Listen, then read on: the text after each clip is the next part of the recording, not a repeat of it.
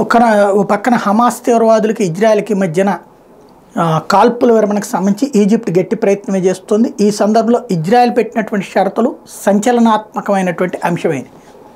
ఇప్పుడు ఈజిప్ట్ ఎవరి తరపున చర్చలు జరుపుతోంది? హమాస్ తీవ్రవాదుల తరపున. కానీ ఆ పేరు చెప్పదు, పాలస్తీనా ప్రభుత్వం తరపున అని చెప్తోంది. అంటే పాలస్తీనాలో ప్రజల చేత ఎన్నికైన ప్రభుత్వం తరపున మేము చర్చ జరుపుతున్నాం, కానీ హమాస్ తీవ్రవాదుల తరపున కాదు. కానీ కాల్పుల విరమణ అన్నటువంటిది ఇరుపక్షాలకి ఆమోదయోగ్యంగా ఉండాలి అన్నటువంటి చెప్తోంది. అసలు పాలస్తీనా నడుపుతున్నది ఎవరు? హమాస్ తీవ్రవాదులే. పేరుకి గాజా ప్రభుత్వం, పాలస్తీనా ప్రభుత్వం అనేటువంటి పొనికిమాలినటువంటి కబుర్లు చెప్తుంటారు. ఆ పాలస్తీనా అధ్యక్షుడు ఇప్పుడు ఎవరికైనా కనబడుతున్నాడా? అది ఎవడో కూడా తెలియదు జనాలకి. హమాస్ తీవ్రవాదులకు సంబంధించిన అబూ ఒబైదా లాంటి వాడి గురించి అందరికీ తెలుసు, ఎహియాన్ గురించి అందరికీ తెలుసు. కాబట్టి ఇక్కడ అసలు సమస్య అది వస్తుంది.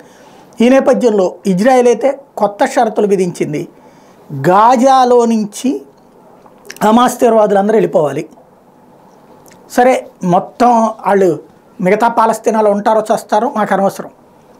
గాజాకి ఇజ్రాయెల్కి మధ్యలో వీళ్ళెవరూ ఉండటానికి వీల్లేదు. గాజా మొత్తం కూడా హమాస్ తీవ్రవాదులు విముక్తి ప్రాంతం కింద ఉండాలి. ఇజ్రాయెల్ మీద ఎట్లాంటి దాడులు చేయమని చెప్పేసి ఒప్పుకోవాలి హమాస్. హమాస్కి సంబంధించినటువంటి కీలకమైన కమాండర్లు మాకు అప్పగించాలి. మిగతా వాళ్ళు వాళ్ళ దోనాళ్ళు బ్రతకచ్చు. ఇది ఇజ్రాయెల్ పెట్టిన షరతు. అప్పుడు కాల్పుల విరమణ జరుగుతుందా? $1 మిలియన్ ప్రశ్న.